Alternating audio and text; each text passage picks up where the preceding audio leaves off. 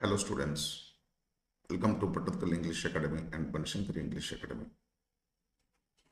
ಇವತ್ತು P U C second ಇಯರ್ದು reported speech ಇದನ್ನ ನಿಮ್ಗೆ ಥಿಯರಿ ಕಲಿಸ್ಲಿಕ್ಕತ್ತೀನಿ ನಾನು ಹೆಂಗೊಂದು ಡೈರೆಕ್ಟ್ ಸ್ಪೀಚ್ನ ಇಂಡೈರೆಕ್ಟ್ ಸ್ಪೀಚ್ ಮಾಡ್ಬೇಕಂತೇಳಿ. ಈಗಾಗಲೇ ಅದ್ರ ಬಗ್ಗೆ ಒಂದು ವಿಡಿಯೋ ಮಾಡೀನಿ. ಫಸ್ಟ್ ವಿಡಿಯೋ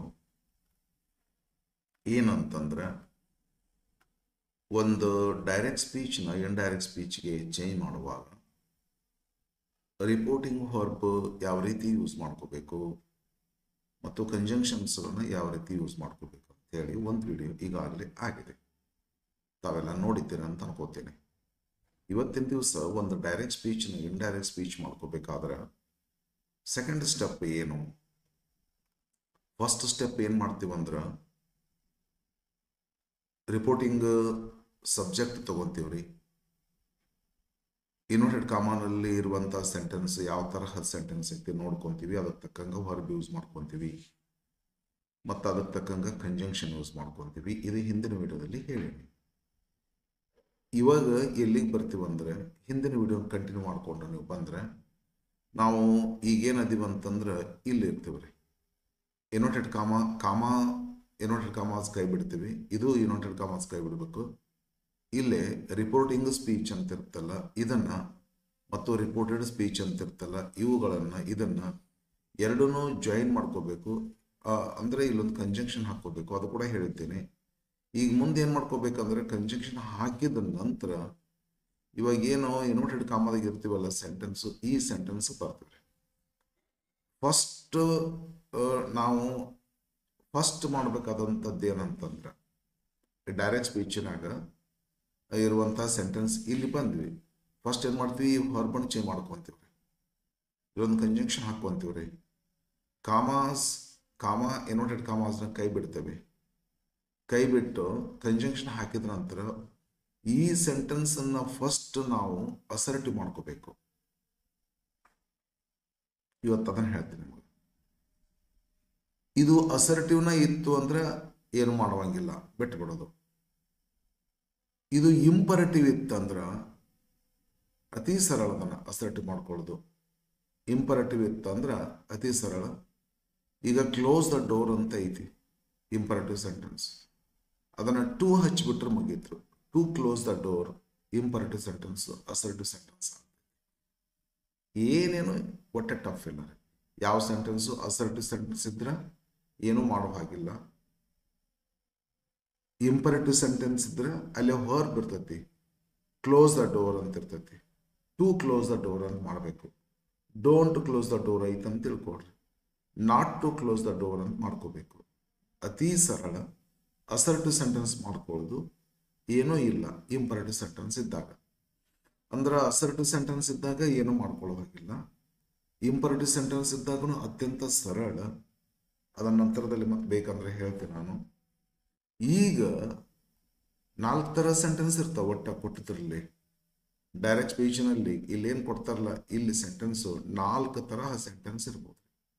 ಇಲ್ಲಿ ನೋಡಿದ್ದು I like short stories assertive sentence ಅದ. I hate you assertive sentence ಅದ. Have I punished you interrogative sentence ಅದ.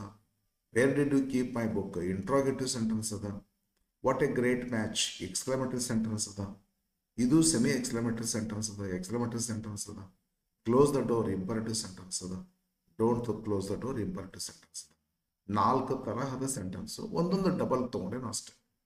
ಏನು ಈಗ 4 ಥರ ಸೆಂಟೆನ್ಸ್ಗಳಲ್ಲಿ ಅಸರ್ಟಿವ್ ಸೆಂಟೆನ್ಸ್ ಇದ್ದರೆ ನೀವೇನು ಮಾಡೋ ಹಾಗಿಲ್ಲ. ಮತ್ತು ಇಂಪರೇಟಿವ್ ಸೆಂಟೆನ್ಸ್ ಇತ್ತಂದ್ರೆ ಏನು ಮಾಡಿರಿ ನೋಡ್ರಿ ಇಲ್ಲಿ. ಹಿ ರಿಕ್ವೆಸ್ಟೆಡ್ ಟು ಕ್ಲೋಸ್ ಮುಗಿದು ಹೋದ್ರಿ, ಅಸರ್ಟಿವ್ ಆದ್ರಿ. ಒಂದು ವೇಳೆ ಡೋಂಟ್ ಕ್ಲೋಸ್ ಅಂತಂದ್ರೆ not to go, not to close. ಹಿಂಗೆ ಅಸರ್ಟಿವ್ ಇದ್ರೆ ಏನು ಮಾಡಬೇಡ್ರಿ. ಇಂಪರೇಟಿವ್ ಇತ್ತಂತಂದ್ರೆ ಟು ಇಲ್ಲ ನಾಟ್ ಟು ಹಚ್ಬಿಡ್ರಿ, ಅಸರ್ಟಿವ್ ಆಗಿಬಿಡ್ತೈತಿ. ಬಟ್ ನಾವೀಗ ಕಲಿಬೇಕಾದದ್ದು ಒಂದು ಇಂಟ್ರಾಗೇಟಿವ್ ಸೆಂಟೆನ್ಸನ್ನು ಹೆಂಗೆ ಅಸರ್ಟಿವ್ ಮಾಡ್ಕೋಬೇಕು. ಒಂದು ಇಂಟ್ರಾಗೇಟಿವ್ ಸೆಂಟೆನ್ಸ್ WH ಇರಲಿ ಎಸ್ ನೋ ಇರಲಿ, ಮತ್ತೊಂದು ಎಕ್ಸ್ಕ್ಲಮೇಟರಿ ಸೆಂಟೆನ್ಸನ್ನು ಹೆಂಗೆ ಅಸರ್ಟಿವ್ ಮಾಡ್ಕೋಬೇಕು ಇವತ್ತಿನ ವಿಡಿಯೋದಲ್ಲಿ ನಿಮಗೆ ಹೇಳ್ಕೊಡ್ತೀನಿ. ಎಕ್ಸಾಂಪಲ್ ತಗೊಂಡೆ. ಇದನ್ನೆಲ್ಲ ಮಾಡೀನಿ, ಹಿಂದಿನ ಇದ್ರೊಳಗೆ ಮಾಡಿದ್ದು.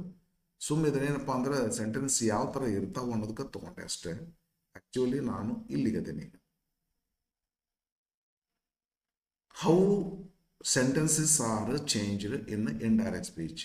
ಅಸರ್ಟಿವ್ ಸೆಂಟೆನ್ಸು ಚೇಂಜ್ ಆಗೋದಿಲ್ಲ. ಇಂಪರೇಟಿವ್ ಸೆಂಟೆನ್ಸು ಅತ್ಯಂತ ಈಸಿ. ನಾವೀಗ ಇಂಟರಾಗೇಟಿವ್ ಸೆಂಟೆನ್ಸ್ಗಳನ್ನ ಚೇಂಜ್ ಮಾಡೋದು ಕಲಿತೀವಿ ರೀ. ಎಕ್ಸಲಮೇಟರಿ ಸೆಂಟೆನ್ಸ್ಗಳನ್ನ ಚೇಂಜ್ ಮಾಡೋದು ಕಲಿತೀವಿ.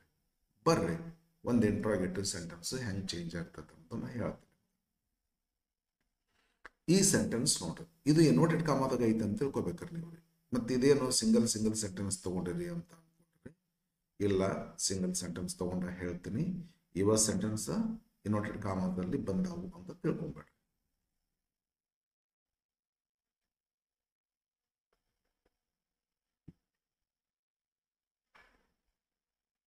Sentence number 1.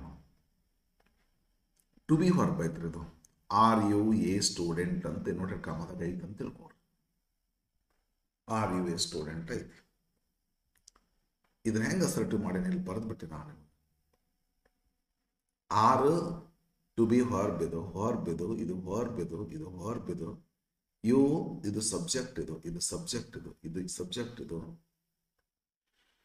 ಇಂಟರಾಗೇಟಿವ್ ಸೆಂಟೆನ್ಸ್ ಅಲ್ಲಿ ಯಾವಾಗಲೂ ವರ್ಬ್ ಮೊದಲು ಬರ್ತೈತಿ, ಆಮೇಲೆ ಸಬ್ಜೆಕ್ಟ್ ಬರ್ತೈತಿ. ನಾವು ಇದನ್ನ ಅಸರ್ಟಿವ್ ಮಾಡ್ಕೋಬೇಕಂದ್ರೆ ಏನು ಕೆಲಸ ರೀ? ಸಬ್ಜೆಕ್ಟ್ ಮೊದಲು ತಗೊಂಡು ವರ್ಬ್ ಅಷ್ಟೇ ನಂತರ ಹಾಕಿಬಿಟ್ಟು ಮುಂದಿನ ಪಾರ್ಟ್ ಹೆಂಗಿರ್ತೈತಿ ಹಂಗೆ ಇಟ್ಬಿಟ್ರೆ ಅಸರ್ಟಿವ್ ಆಗಿಬಿಡ್ತೈತಿ. ಇಷ್ಟು ಸರಳ ಕೆಲಸ. ಈ ಥರ ಸೆಂಟೆನ್ಸ್ ಮಾಡೋದು. ಈ ಥರ ಅಂದರೆ ಟು ಬಿ ವರ್ಬನ್ನು ಒಳಗೊಂಡಿರುವಂಥ ಸೆಂಟೆನ್ಸ್ಗಳನ್ನು ಇಂಟ್ರಾಗೇಟಿವ್ ಮಾಡೋದು, ಇಂಟ್ರಾಗೇಟಿವ್ದಿಂದ ಅಸರ್ಟಿವ್ ಮಾಡೋದು ತುಂಬ ಸರಳ. ಸಬ್ಜೆಕ್ಟು ವರ್ಬನ್ನು ಅದರಲ್ಲಿ ಬದಲೇ ಮಾಡಿಬಿಡೋದ್ರಿ. ಆರ್ ಯು ಎ ಸ್ಟೂಡೆಂಟ್ ಐತೆ, you are a student. Was Gandhiji thin ಅಂತ ಐತೆ, ಗಾಂಧೀಜಿ ವಾಸ್ ಥಿನ್ ಅಂತ. Shall I be a doctor ಅಂತ ಐತೆ, shall I shall be a doctor. ಇಷ್ಟ ಐತ್ರಿ ಫ್ರೆಂಡ್ಸ್, ಏನೇನು ಇಲ್ಲ. ಇಂಟ್ರಾಗೇಟಿವ್ ಮಾಡೋದಾದ್ರೆ ವರ್ಬ್ ಸಬ್ಜೆಕ್ಟ್ ಬರ್ತೈತಿ, ಅಸರ್ಟಿವ್ ಮಾಡೋದಾದ್ರೆ ಸಬ್ಜೆಕ್ಟ್ ವರ್ಬ್ ಬರಬೇಕು. ಇದ್ರಾಗೇನು ಕಠಿಣತೆ ಐತ್ರಿ? ಟು ಹ್ಯಾವ್ ವರ್ಬ್ ಸ್ವಲ್ಪ ಕಠಿಣತೆ ಐತಿ.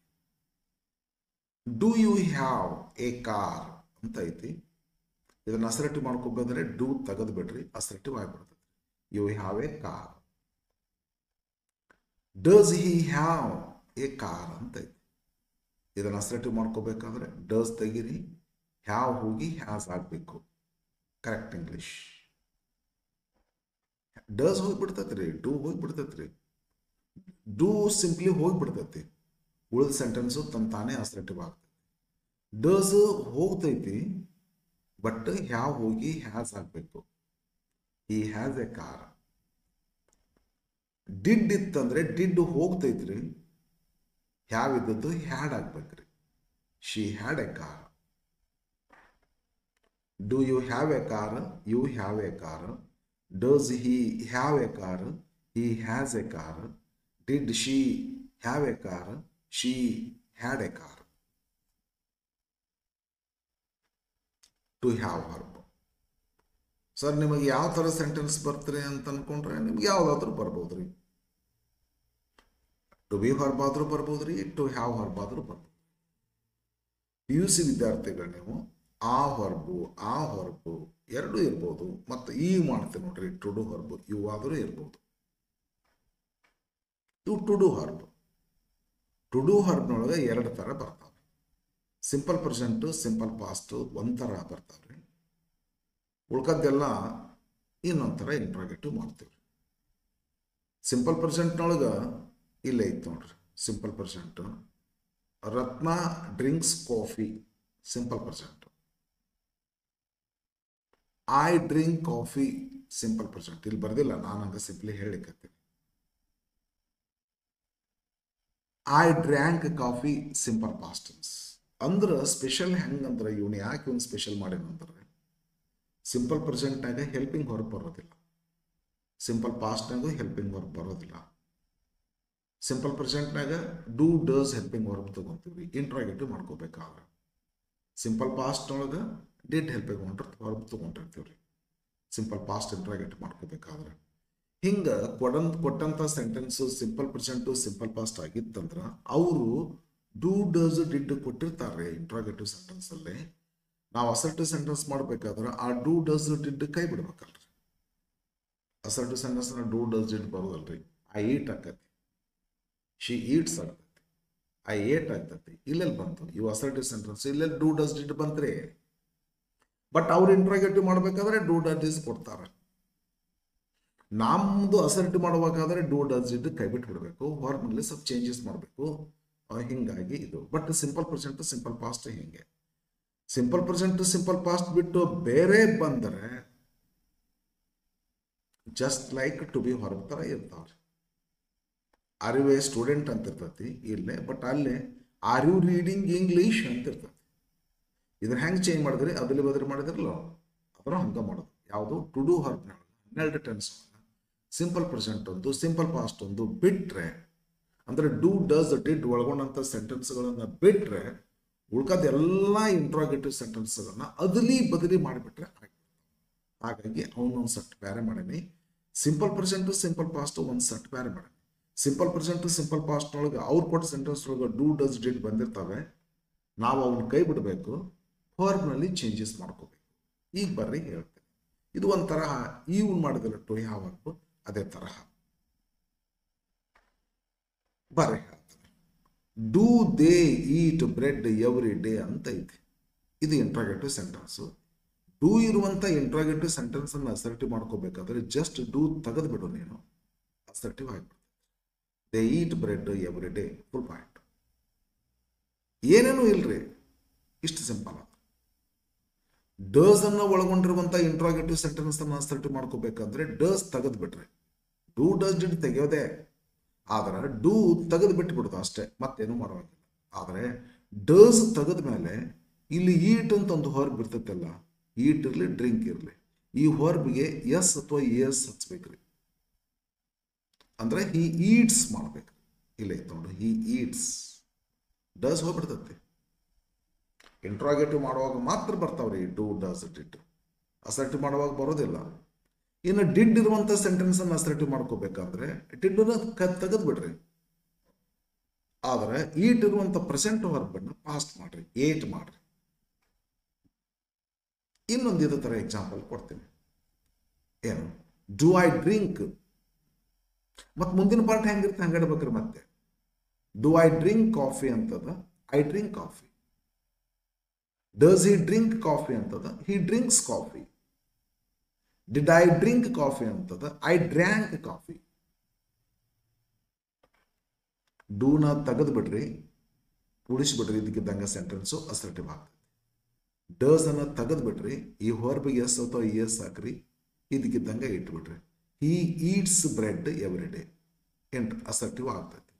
ಡಿಡ್ನ ತೆಗೆದು ಬಿಡ್ರಿ, ಹೊರಬನ್ನ ಪಾಸ್ಟ್ ಮಾಡ್ರಿ, ಸೆಕೆಂಡ್ ಫಾರ್ಮ್ ಮಾಡಿ. ಹಿ ಏಟ್ ಮಾಡ್ರಿ, ಇದಕ್ಕಿದ್ದಂಗೆ ಇಟ್ಬೇಕು ಅದು ಪಾರ್ಟ್.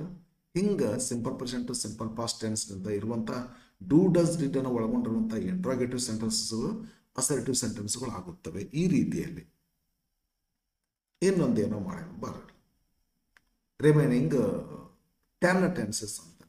ಒಟ್ಟು 12 tenses simple present simple past ಬಿಟ್ರೆ ಉಳ್ಕೋದು 10 ಟೆನ್ಸ್ ಅದಾವಲ್ರಿ. 10 ಟೆನ್ಸ್ನಲ್ಲಿ ಹೆಲ್ಪಿಂಗ್ ವರ್ಬ್ ಇರ್ತಾವ್ರಿ. ಕಂಟಿನ್ಯೂಸ್ ಟೆನ್ಸ್ ಒಳಗೆ ಆಮಿಸರ್ ಇರ್ತೈತ್ರಿ, was were, shall we will be. Perfect tense ಒಳಗೆ have has had shall will have. Perfect continuous ಟೆನ್ಸ್ನಾಗು have has had shall will have. 9 tense ಆಯ್ತು. ಸಿಂಪಲ್ ಫ್ಯೂಚರ್ನಾಗ ಶಾಲ್ಲರ ವಿಲ್ಲರ ಇರ್ತೈತೆ. I shall eat, shall I eat ಕೊಟ್ಟಿರೋದು, shall I eat ಅಂತ ಕೊಟ್ಟಿರ್ತಾರೆ, ನಾವು I shall heat. Simple present simple past ಎರಡೇ ಟೆನ್ಸ್ನಾಗೆ ಹೆಲ್ಪಿಂಗ್ ವರ್ಬ್ ಬರೋದಿಲ್ಲ, ಅದಕ್ಕೆ ಅವರು ಡೂ ಡಸ್ ಡಿಡ್ ತೊಗೊಂತಾರ. ನಾವು ಡೂ ಡಸ್ ಡಿಡ್ ಕೈ ಬಿಡಬೇಕು. ಹೆಂಗೆ ಮಾಡ್ಬೇಕಂತ ಹೇಳೀನಿ.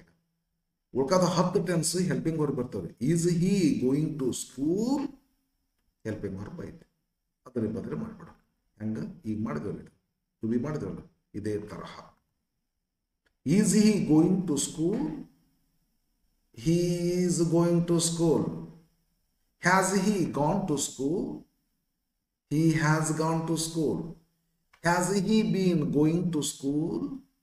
He has been going to school. Simple past biಡ್ರಿ. Was he going to school? ನಾ ಬರ್ದಿಲ್ಲ ಹಂಗ ಹೇಳಿಕತ್ತೆ tense wise. He was going to school. Had he gone to school? Past perfect.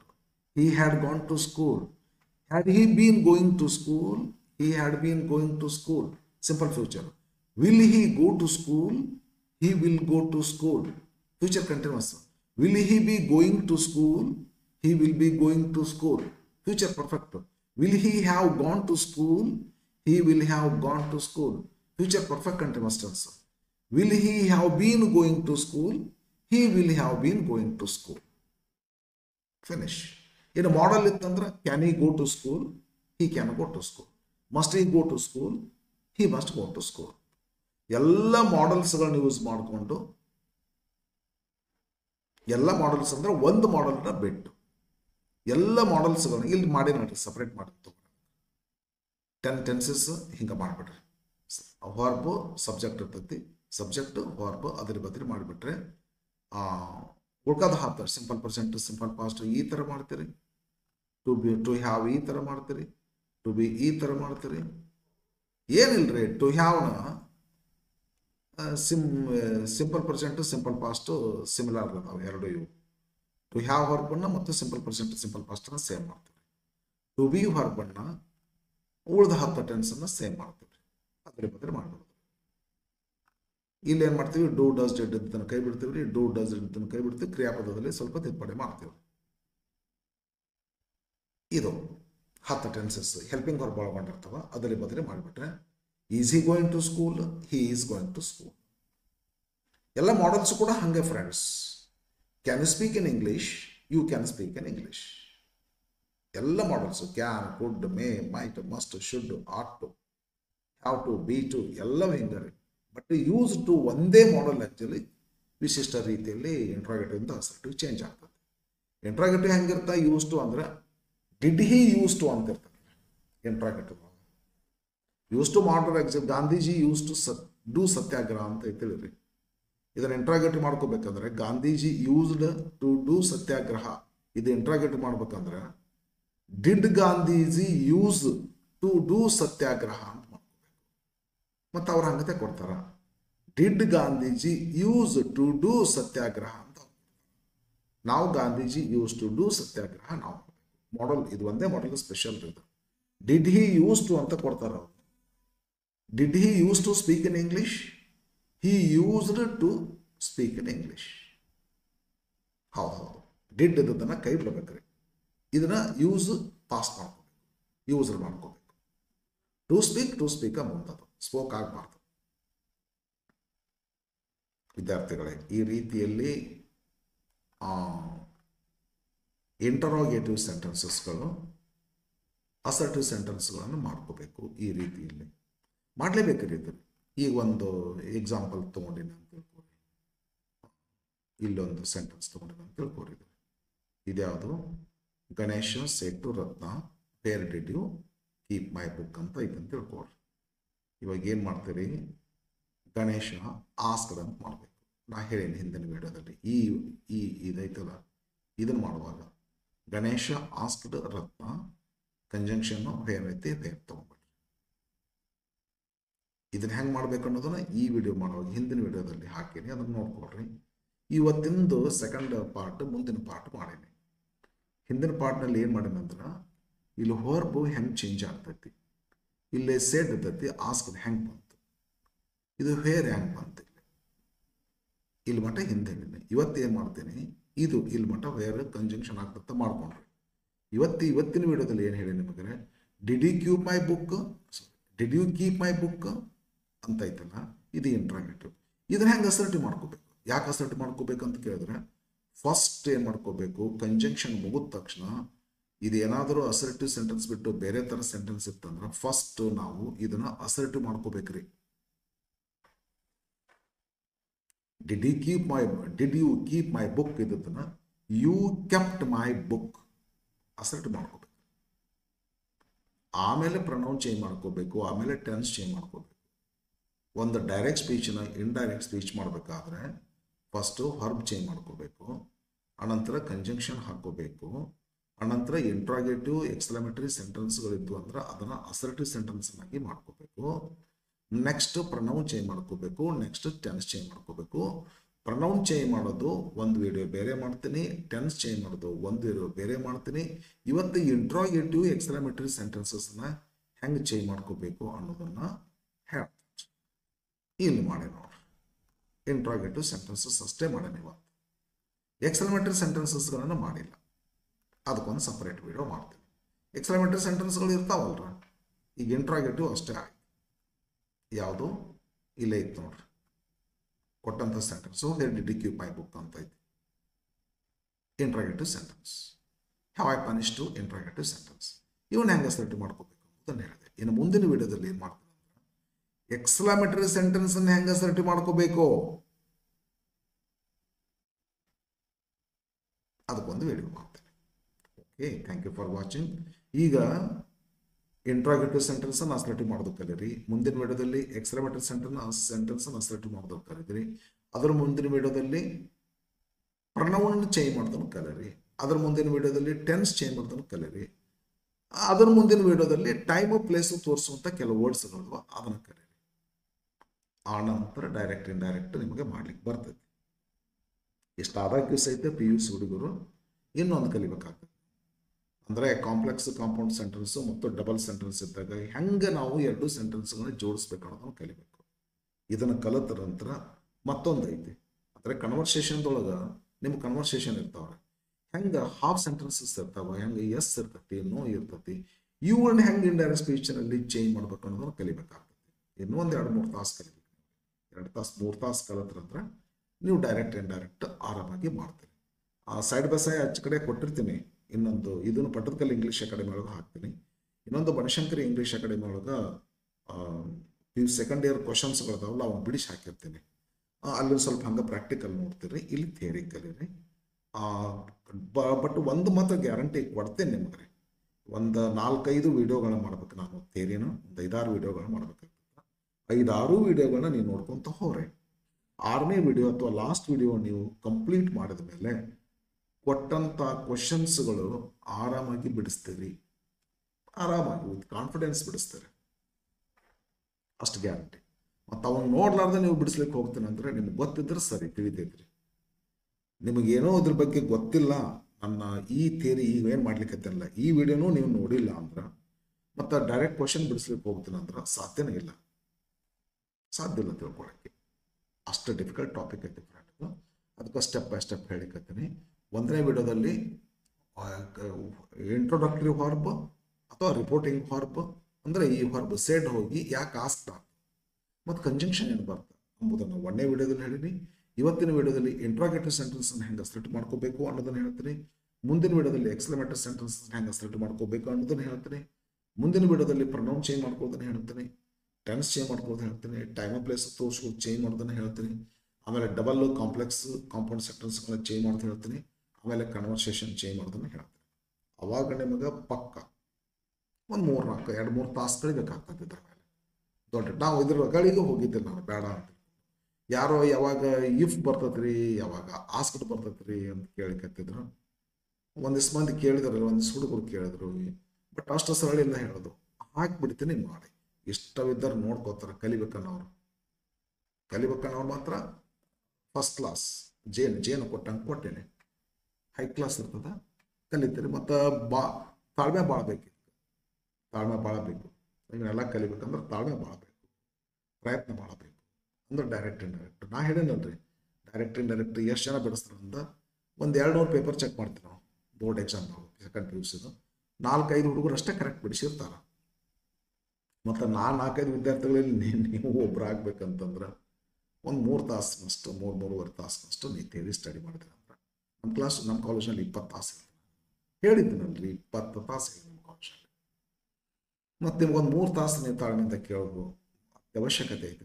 ಅನಾವಶ್ಯಕವಾಗಿ ನಾನೇನು ಕೆಲಸ ಮಾಡಿಲ್ಲ. ನೀವು ಕಲಿಬೇಕಂದ್ರೆ ಅವಕಾಶ ಮಾಡಿಕೊಡ್ತೀನಿ. ನೀವು ಹಸಿದಿದ್ದರೆ ಊಟ ಮಾಡಿ. ಸರಿನಾ? Thank you for watching.